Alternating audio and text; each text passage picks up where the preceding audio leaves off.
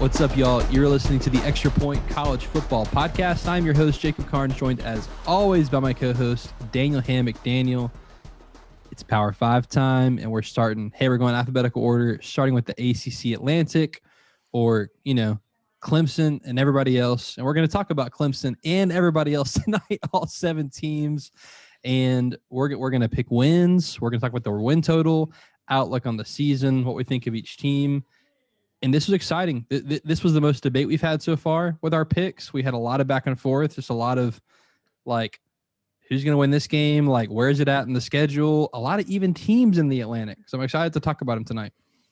Yeah, it's a little different because the Coastal usually lends the most parity, which, in the Atlantic in years past, it was Florida State challenging Clemson or Clemson challenging Florida State, and then kind of everybody else.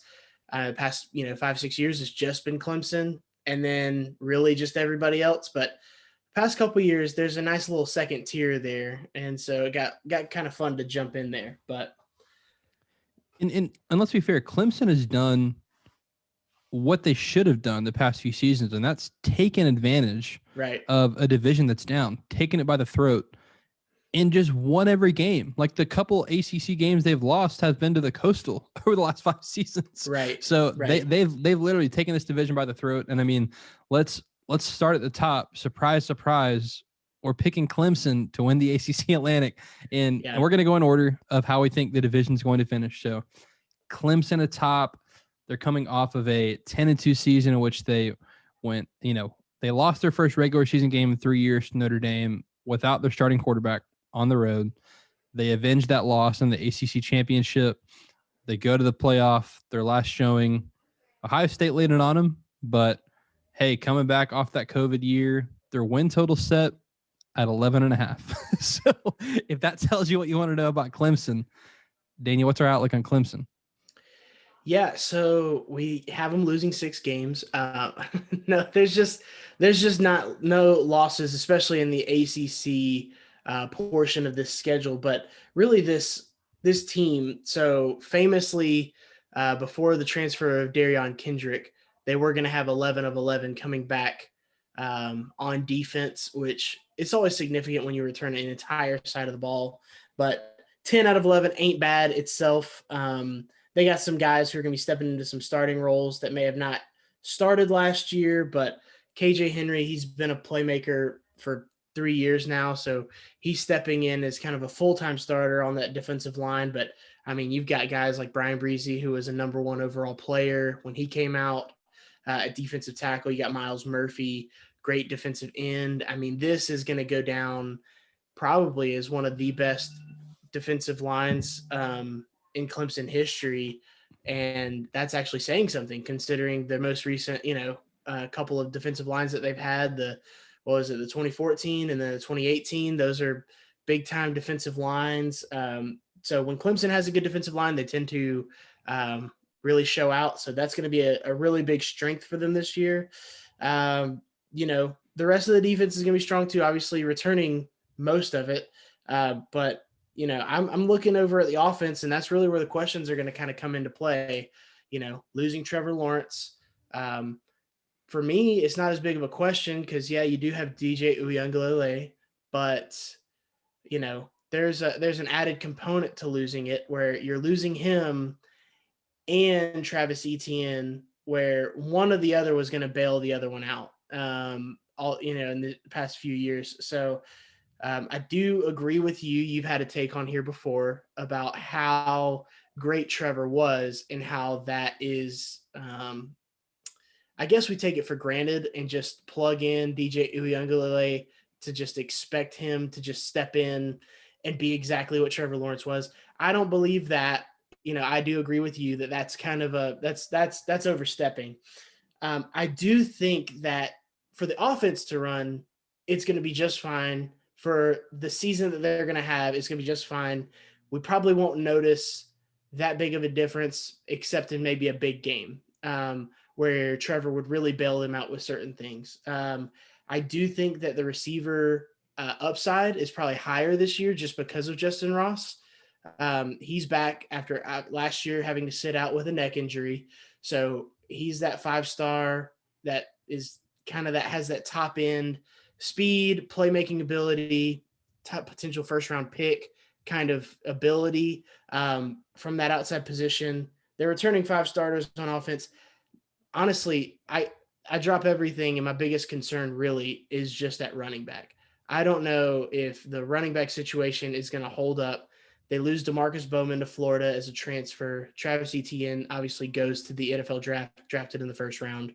Right now they've got Lynn J. Dixon, a senior, one of Dabo's guys listed as a starter. I mean, he's a 5 yards a carry kind of guy, actually 4.5 yards a carry last year. Really going to be looking at a freshman. I think Will Shipley is the biggest game breaker in this offense, and he's got to get up to speed quick. 5-star, all-purpose back out of North Carolina coming into Clemson. So I'll say this, if this is what you can take as a hot take, because I think they're gonna win 11 games if they roll the helmets out there. But if Will Shipley is who we think he might be by his recruiting profile, they can win the national championship this year. If he's not, then I think Clemson could lose 2 or 3 games this year. I think that's that one position I think matters that much. And I'm not saying 2 or 3 regular season games. I'm adding in maybe an ACC championship. Maybe they don't stack up quite to the elite teams that they might play. I'm just throwing that out there. I'm going to clip that. Please do. Look, I've said it on here a couple times. You mentioned it. I think that the general public in college football media is devaluing Trevor Lawrence. This has nothing to do with DJ Uiagalelei. This has everything to do with Trevor Lawrence. Trevor Lawrence is one of the greatest high school and college quarterbacks ever. Right. Ever. I know he never won a Heisman. That's a shame because he's one of the best to ever do it in college football. And there's a reason the NFL draft was all about 2 through 32 because everybody knew who number 1 was. He's been as consistent as you can be as a college quarterback. All that being said, I think whoever followed him up, whoever follows him up, it was going to be a hard, job to follow. So nothing to do with DJ, everything to do with Trevor. I think they're going to feel that gap in their tough games this season. Like you said, Clemson has a roster. They can roll the helmets out there and win 11 games. Now, we keep saying 11 games because that win total set at 11.5. Clemson's schedule this year is very, very manageable other than that opening game against Georgia. And when you're looking at opening games, you and I are going to lean, and, this is unfortunately a hint at some, some picks for later on, but we're going to lean with a team that has a returning starting quarterback, returning offensive line starters, returning all their receivers. They've got stability, Georgia does. And in a game that's going to be extremely close, I will lean, especially with quarterback stability that Georgia has. So we're picking Clemson to go 11-1, 8-0 in the ACC. They're going to roll through that schedule. Again, I think you're going to feel the loss of Trevor Lawrence, the loss of the ACC's all-time leading rusher, Travis Etienne, and you lost 40% of your offensive line starts last year. And so they're returning 60% of their offensive line starts. That's the one position where Clemson has really raised their ceiling for recruiting. They're recruiting at a level they never have. And they've never recruited in the top 5. They finally cracked that the last 2 seasons. They're not recruiting well at offensive line. My concerns at Clemson, and again, concerns being compared to the other top 5 teams, are offensive line and wide receiver. If Justin Ross is healthy, he really raises that receiver room. Joseph Nagata, he's great. Frank Ladson Jr., extremely fast. EJ Williams. These are all great guys, but if I'm looking at the receiver room compared to the other top 5 teams, they're the bottom of the other top 5 teams. Yeah. So including Justin Ross. So all that being said, 11-1 for Clemson. So we're going to go under that win total. Basically, you're picking here if they're going to beat Georgia or not. And we'll go under 11-1 for Clemson, 8-0 in the ACC. They'll be right back there in the ACC championship in Charlotte. Second in the division. This is where it gets fun. So we've got 4 teams that are within a game on each other in the ACC. And honestly, it could have been 5. We'll get there. So Boston College finishing second in the ACC Atlantic. Boston College coming off of a 6-5 season. Jeff Hafley second-year head coach. So we talked about it last year. A lot of these first-year head coaches last year was like a year zero because of COVID, no spring ball, no time to install. Hafley said in the interview with The Athletic that everything they did last year on offense, defense, and special teams was very vanilla, and that this year they're excited to actually install their real game plans. And they went 6-5 and looked good. They've got a quarterback. Their win total set at 7. Daniel, Boston College, what are your thoughts? Yeah, so we went through, and they're like you said, one of those cluster of teams that we think is kind of in that next tier. And just with the kind of games and how we picked it, they're going to finish second by what we say. But I mean, you start with quarterback Phil Dracovic. I mean, the Notre Dame transfer, and I mean, he really blew it up last year. Really jumped on the scene in that Clemson game. You really saw him push the ball down the field and really start to make some great decisions. I think that he's an efficient quarterback. And I think he raised the level of play. You take that into an offseason and to this year. I mean, year over year, you just see, quarterback growth so much. So returning that is huge, especially when you're going to be flipping coins with teams that are basically your peers. So I don't want to, de-emphasize that is a big deal. But 9 returning starters on offense, all 5 of the offensive line, and your top 3 receivers. So I think that is, very important. I say your top 3 receivers. David Bailey is gone, but 3 returning starting receivers who have multiple starts throughout the year. So I do think that going to be big. David Bailey was a touchdown machine. He had 7 touchdowns last year. So that's going to be something in red zone, kind of keep an eye on. But defensively, returning 9 starters, but they've got a lot of these guys coming in that were not starters last year that are going to be starters this year. And I believe that's really going to impact the 2 deep. Talking about guys like Cam Horsley, Joseph Sparacio. I hope I got that right. Nailed it. Anyways, these guys weren't starters last year, kind of stepping into that role.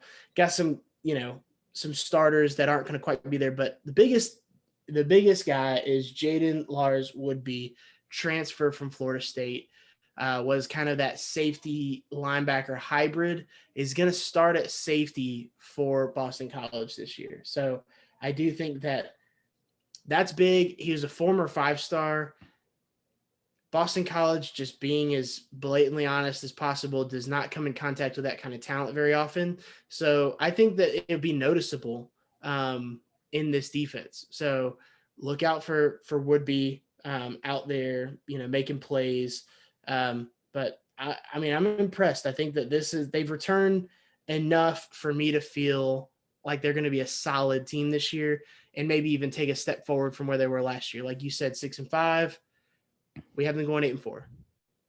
Yeah, 8-4. With the way their schedule lines up, we have them losing 3 in a row in the middle. So Clemson obviously is a loss. And the week before Clemson, they got Missouri. So that's a rough spot to get that game and that look ahead spot for the Clemson game. Missouri comes in, who we expect to be pretty good this year. So right after that, you get the Clemson hangover, and then NC State comes into town. So 3 tough games. With their schedule, they draw a favorable schedule because you don't get North Carolina or Miami out of the Coastal. So you don't get either of those 2 teams out of the Coastal. 8-4, 5-3 in the ACC. Expect Zay Flowers. He was an all-ACC selection last year at wide receiver. I mean, he could lead the ACC in receiving yards this year with that offense, and Dracovic airing out the way what that offense did. So Zay Flowers, I like a ton. Like you mentioned, 100% of their offensive line starts returning. They rank 47th in overall returning production, which honestly, anywhere in that top 50, you're pretty close because of just how many people are returning.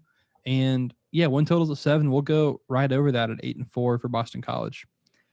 Next in the Atlantic, maybe a surprise, maybe not. I'm buying stock in them. Florida State. And Florida State to me is the biggest wild card in the ACC. Before we dig a little bit deeper into Florida State, Daniel, tell them where to find more of our podcast info. Where can we find some cool graphics? All these picks listed out. Where can we find it? Right. Yeah, it's easy to listen to us. I mean, you hear our voices, but the best way is to connect with the show by seeing these graphics that we put out so you can physically see, what our picks are, from first to last. So best way to do that is follow us at the Extra Point Pod on both Instagram and Facebook. We get these graphics out there. We can get links to the show, different things like that. Obviously follow it back to the bio and you can follow our link tree, and that's where you find our YouTube page. Go there and you can see our faces while we're doing this. We might reference certain things that are video only, so you definitely want to be there for that. You can subscribe, and that really helps us to continue to bring this content week in and week out, especially as we get closer to the season. But that's the best way to do it. Obviously on Twitter at Deep South Daniel and at Jacob Carnes, that's the best way to do it. Florida State coming off a 3-6 season, and before that, 2 years of Willie Taggart where they went 5-7 and 6-7, fired him midseason. They go 3-6, and this was to me even more of a year zero for Norvell. And so one of these teams where I like to look at patterns, I like to look at momentum. It's hard to judge it based off of that because, again, not only was it a first-year head coach, it was during COVID, and they had a lot of COVID issues during the season as well. So, Daniel, I was a little bit higher in Florida State than you were. We had to flip a coin for a couple of games to see who was going to get decided, who won what game. But win total set at 5.5. Is that low? Is that right where it should be? So when I looked at the win total, that's what got me kind of diving in. I texted you and I told you that I was high on Florida State. And then we started talking and I realized I was low on Florida State compared to you, and that I needed to pull you back down. I needed to be a wet blanket as best I could and remind you that we can't trust Florida State. So we went back and forth. I really do like Norvell. Me and you are both big Norvell fans. And the more I looked at it, I was like, I really like, what they did. I think they did some good program building in the offseason. I think they raised their floor. I think that, there's a few different things here to look at, but they got several transfers in. They didn't really do a lot of high school recruiting, or they tried to at least supplement that with bringing in a bunch of transfers. Most notable is going to be Mackenzie Milton. Now, for what it's worth, Jordan Travis is still in this competition. He ended the season as the starting quarterback last year. If Mackenzie Milton is healthy, he will be the starter. But the more that I think about it, Travis might be their best playmaker with the ball in his hand. So he's someone that I still think that you have a role for in this offense in some capacity. They tried him at running back a few times last year. They tried to do some wildcat stuff. So I do think that can be in there, but if Mackenzie Milton is hitting at a high clip and completing passes and doing that kind of thing, I'm like, many of us who don't think it's best to take the quarterback out of the game when you're doing that, especially when you get to the red zone. I like the gadgets and the packages and stuff like that. Maybe you give him a game just to kind of mix things up. It's not like you're going to have an entrenched starter necessarily to start the season. So that's something to keep an eye on. Quarterback battle there. Lawrence Toafili is a freshman from last year. And he's more explosive of the two running backs. The other running back, Jay-Sean Corbin. We're going to have to see how this materializes. They have 5 returning starters on offense, on the offensive line, but they've got a freshman stepping in there at left tackles, so at least projected to. I do think that they should improve on the offensive line. I think that Norvell, that's one of his calling cards, is cleaning up, penalties and developing. And, like you said, year zero last year, I think the offensive line is going to be the biggest thing. It's been a talking point since Bama basically, ended, Francois' career in 2017. They broke his leg. That was tough to watch. And it was like from that point on, that's been either the narrative or the lazy talking point, or maybe the accurate, coverage of the team is that offensive line has not been up to snuff, especially for a team like Florida State who recruits at the clip that they do. It's been down a little bit. So we expect them to raise their floor. Now, I do think on defense, a couple of the guys they have coming in, Jermaine Johnson, I think one of their biggest issues last year was sacking the quarterback. They had, I think, an ACC low in sacks last year. So Jermaine Johnson coming in, transferred from Georgia.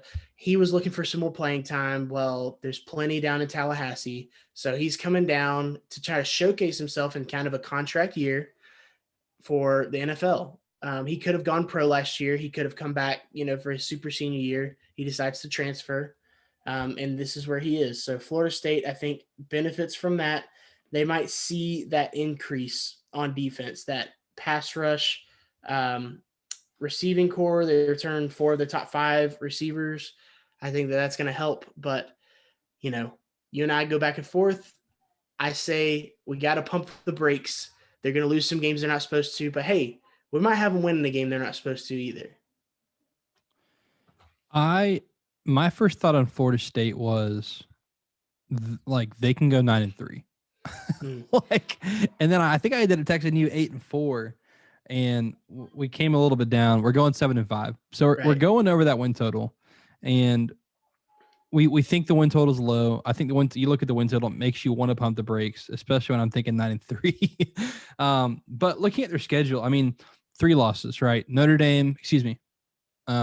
Carolina, Clemson, Florida was the 3 that I'm immediately all right, you're losing those. But the more I thought about it, I'm you can beat North Carolina. You could. They can. They beat them last year, so they can beat North Carolina. And I'm can they beat Notre Dame week 1? Here's the thing. The good thing is they're 0-0, and college football is back, and they're going to be at 100% capacity. And hey, for the first play of that game, that stadium will be rocking. I'll be watching. They'll have all eyes on that game, and so. We're picking to go 7-5. We're picking to lose the opener to Notre Dame, and then mix in a loss in there to Boston College as well to go 7-5. But I think they're more than capable to do better than that. I mean, if Mackenzie Milton's the wild card, if he plays quarterback, now their offense looked the best last year with Travis in at quarterback. Completely agree with you there, and led the team in rushing yards. But that's not sustainable over a full season.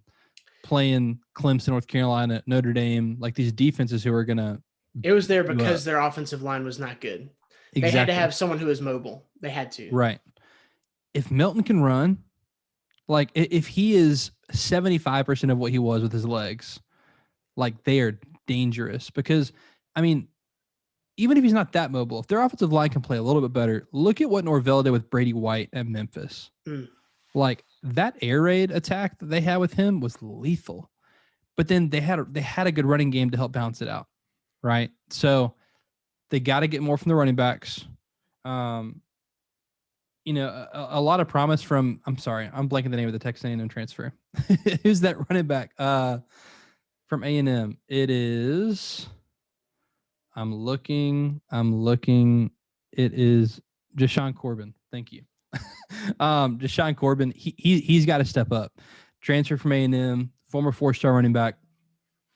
Offensive line's got to play better. But if everything clicks, they could go 9-3. If everything flops, they could go 5-7. So that's why I say Florida State's the biggest wild card in the ACC, because they've still got a roster that can't compete with Clemson, but can finish second in the Atlantic.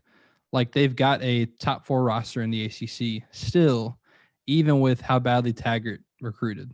Right. So, and at the end of the Jimbo era. Yeah.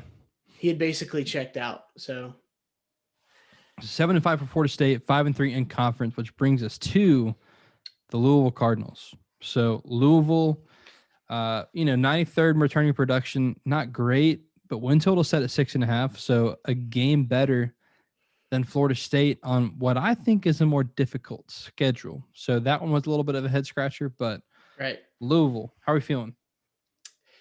Yeah, it's a mixed bag, man. We were both high on Satterfield. And then last year, the start of the season kind of felt a certain way with them. And then, it was they just started piling on some losses. When they lost to Miami that week 2, we just thought, hey, Miami's just good. And Miami was pretty good, but, as it kept going, they lost to Pittsburgh, then they lost to Georgia Tech, and that was kind of the one that we said, okay, let's pump the brakes. Whoa. Yeah. Who is this? Is Malik Cunningham still the dude? Should we be concerned? They had Javian Hawkins last year. He left for the NFL, and then there's Tutu Atwell left for the NFL as well, or graduated. So those guys gone. Those are two of the biggest playmakers that has us worried a little bit. They do receive the transfer from Georgia Southern, Shai Wertz, who is the quarterback down there, coming in to be a wide receiver, we think.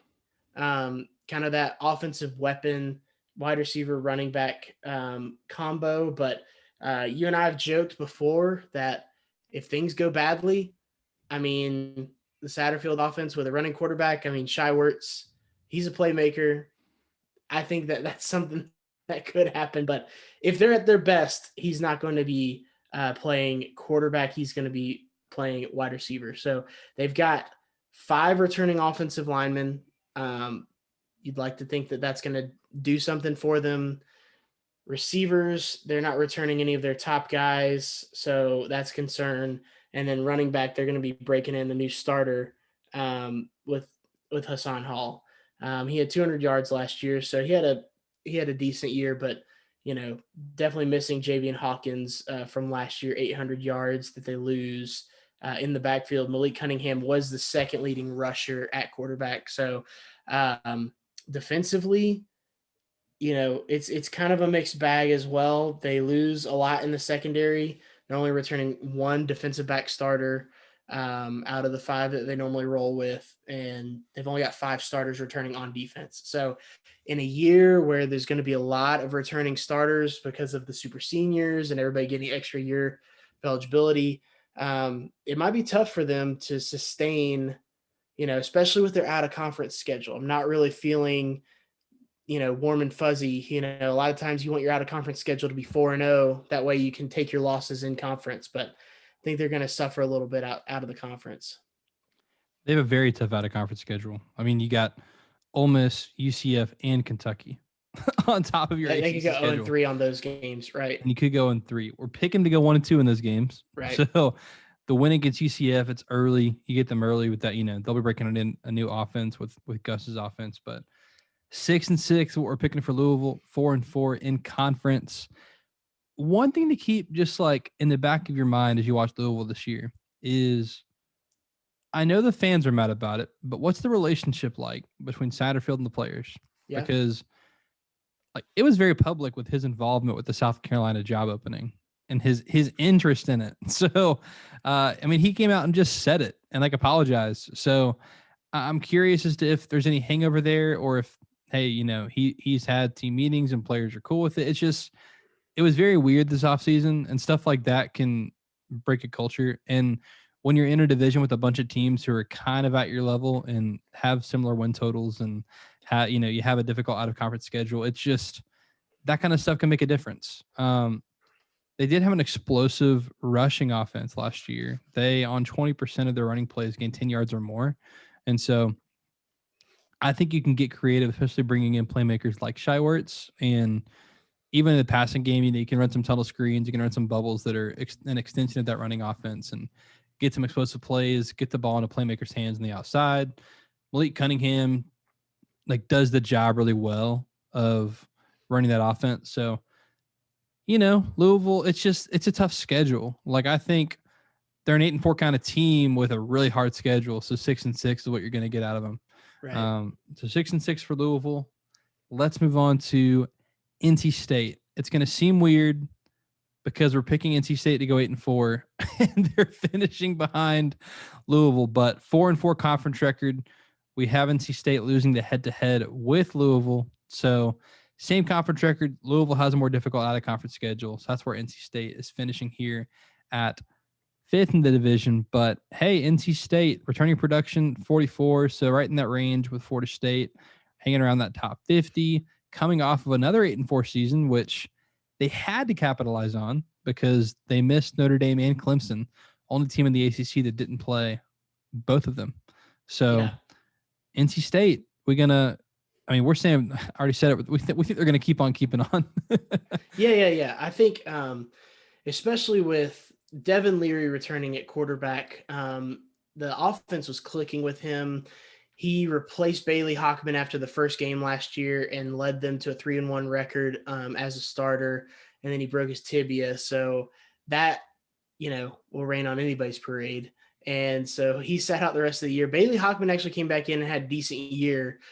So I really wanted to look more at this Tim Beck offense. I really think in 2019, him taking over as the OC has been a big help. I do think that they are pretty formidable offensive, scheme. I think that Bam Knight returning along with Ricky Person in that backfield, you've got your two main guys back, almost 800 yards from Bam Knight, and then 600 and 650 yards from Ricky Person. So a couple of guys who just had some production as a 1-2 punch. I like that. And I like a guy in Devin Leary who, he's entering his fourth season on campus. He redshirted his first season. He played in 8 games as a redshirt freshman. And then last year, he had like contact tracing before the year. So he had missed some of camp. And I think that's what put Bailey Hockman in the starting lineup.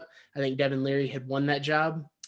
And so that's why he ended up coming in the second game. And, they played Virginia Tech, lost that game, but then they get on a winning streak and beat Pittsburgh, at Virginia, and then beat Duke. And that's where he got injured. So then they lose a couple games.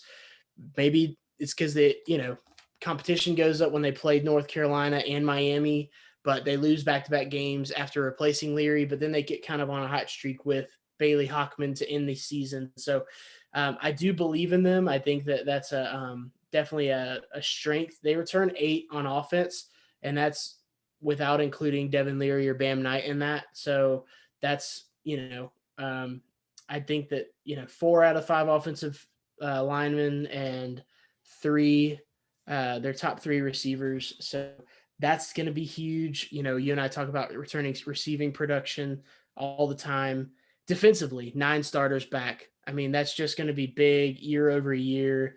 And like when we're picking these games, side by side with other teams, I definitely feel solid with NC State. It is funny. They're 8-4, like you said, and we have them finishing behind Florida State at 7-5 and Louisville at 6-6. But it's just, they're out of conference. They can handle the in conference, their draws in conference are going to be a little tough. I'm glad you mentioned Beck because he did an interview with The Athletic and talked a little bit about the season last year and installing a new offense. And it's really interesting hearing some of these coaches talk about what last year was really like. And he talked about, I have a quote here, we are able to teach how to do it better rather than simply teaching what to do. They talked about how like last year, because of contact tracing and trying to keep players away from each other during the week, literally you'd have very limited practice time where you're face to face, and they were running through plays maybe one time before the game.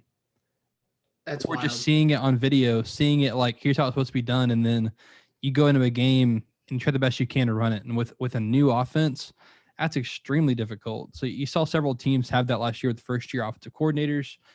I expect that offense to take a step forward this year with actually getting to learn the system. And if Leary can stay healthy, like you mentioned, he was lethal when he was leading the offense last year. So they returned 100% of their rushing yards this season, like 86% of their passing or of their receiving yards. And the passing yard number looks weird because Leary, injured his tibia early in the season, but right. He's your returning starter in a sense. So offense should click. They have a really good linebacker in Peyton Wilson. That linebacking core is definitely the strength of the defense. Defensive line should be good. NC State's been, great on defensive line the past decade. So yeah, with their schedule, like you mentioned, manageable schedule. They get an SEC team. They get Mississippi State out of conference. But other than that, you've got Clemson. But unfortunately for them, last year they missed the best 2 teams in the ACC. Well, this year they get the best 2 teams out of the Coastal. And I'm not going to say which one yet, but we have them going 1-1 in those games against Miami, North Carolina. So we're doing the Coastal next week. I want to save that. So 1-1 against Miami, North Carolina, 8-4 in the season, 4-4 in the ACC. Other losses coming to Clemson and Louisville and Florida State, which we already talked about a little bit. So that is NC State. Let's move on to Wake Forest. Wake Forest, the win total is a 6.5. So right there at Louisville, Wake Forest might be the team that I'll look at after the season and say, I think we missed the mark on Wake Forest. Mm-hmm. That being said, we picked what we picked. So we're going to put it out there and stick by it. But they went 4-5 last year. How are you feeling about Wake Forest? Yeah. So, the way we landed, we definitely take each team in consideration. We look at each team kind of in depth, but part of our process, Jacob, we're probably talk about it a few times, is we just look at the teams as a whole and say, what do we feel like? What do they seem like? And you talked about with Florida State, how you said they feel like a 9-3 team. And then, we kind of dug in and we moved it around a little bit. Wake Forest, it was like, I feel like they're probably the second from the bottom in the conference, just because I was higher on the other teams, ahead of them. Could I see them finishing ahead of 2 or 3 of those teams? Yeah, absolutely. Do I think they're closer to those teams than maybe our last team we're going to talk about in Syracuse? Yeah, I think they're probably closer to this pack. So they've got 11 returning starters on offense, which if I could pick a number to return, that's the number I'd want. All 11 guys back. Mixing in some guys, but Sam Hartman, is a starter last year, partial starter the year before, in and out when Jamie Newman was playing and not playing. So he's back. This will be his 4th year on campus. So that's going to be huge for them. I just think that, returning what you return on offense should, in this Dave Clawson offense, continue that progression forward. Defensively, 8 returning starters. So you feel good about that. But it's just a little underwhelming. I don't know if they're going to have the talent, in a year where other teams are returning a lot as well. Is it going to be enough to just return a bunch of guys and move forward? Now, they went 4-5 last year. We have them winning more games than they won last year. We have them losing a few more as well. But I do think that they kind of stay stagnant right there. I agree with you. This is one where we could be, staring at them right now and just saying, I don't see it. But, come season end, they could have 8 wins and we just missed the boat on them. But, right now we're feeling 5-7. We're feeling 5-7. This team, I think, was the toughest team for me to pick because I'm looking at their schedule and I'm like, I almost put them on that same tier as the previous 4 teams. And I'm like, hey, they could go out and beat like NC State, Louisville, and Boston College, and now you're looking at 8-4. Right. Yeah. So they're another. I think I would put them as the second biggest wild card for me in the division. In that, I think they have an 8-4 ceiling. Yeah. I think they have a 4-8 floor, and so it's just tough. And we got to pick every game, so we ended up picking some more losses for Wake Forest. But I like Sam Hartman. They're returning production. They actually rank 18th in the country in returning production, but that's 18th on a 4-5 roster. You know what I mean? So right. That's where it's tough to peg them and see what they're going to do. Their offense was not as explosive last year as it has been the past couple of years, but win total is 6.5. We're going a game and a half below that. So that's a pretty large gap when you're talking win totals. Last and least, Syracuse. It was just 2018 when they went 10-3, and then 2019 they were the prime time ABC game when Clemson came into town week 2. And I remember you and I talking, thinking, why is this the primetime game? Like, Clemson is going to destroy them, and they did. And they went 5-7. You go into 2020, they go 1-10. So, how the Babers has fallen. Yeah. And the Carrier Dome is not electric. The special teams are not well coached. Yeah. The offense huddles. And that's a just if you know undo the everything Dino from drop. his speech. Yeah. Syracuse, man. Some teams got to be the bottom of the ACC Atlantic. Here we are. I mean, I think this is outside of Clemson being number one. I think this is probably the safest bet in the division, betting them last. They return 9 on offense and return 10 on defense. Their return production is probably pretty high. 26. That is high. That is compared to the nation, very high. So, hey, Tommy DeVito, Danny's taller cousin. I don't think that that's accurate, but he's there, at quarterback. And he's had some moments in his career where he's looked like, a competent starter in the ACC. So I don't want to sell them short. There are some wins on this schedule that we can pick out. There's none that we really can see in the ACC.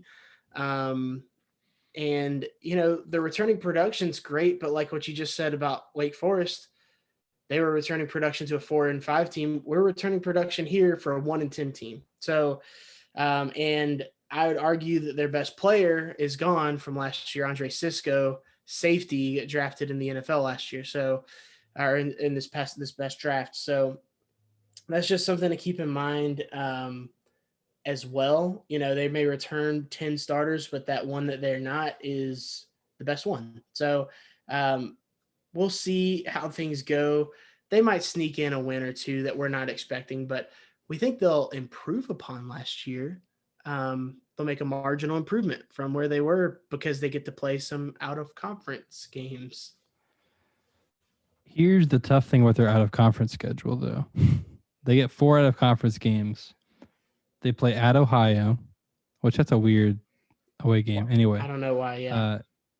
University of Albany in New York. So there should be 2 wins. You got Liberty, which we've already talked about. They're going 11-1.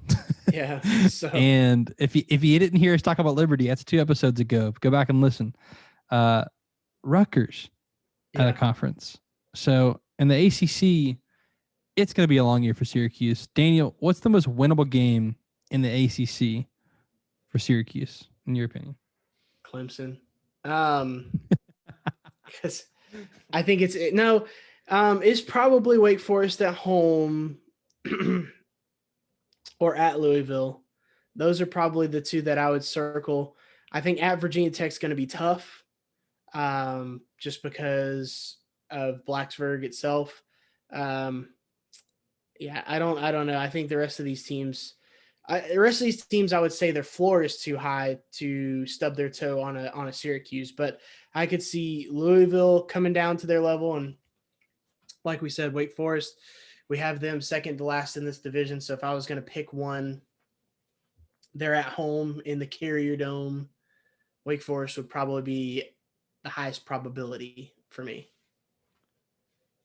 I was going to say the closest game they played last year with the team on their schedule was NC State. They lost by 7. So that was at home. I just don't see it.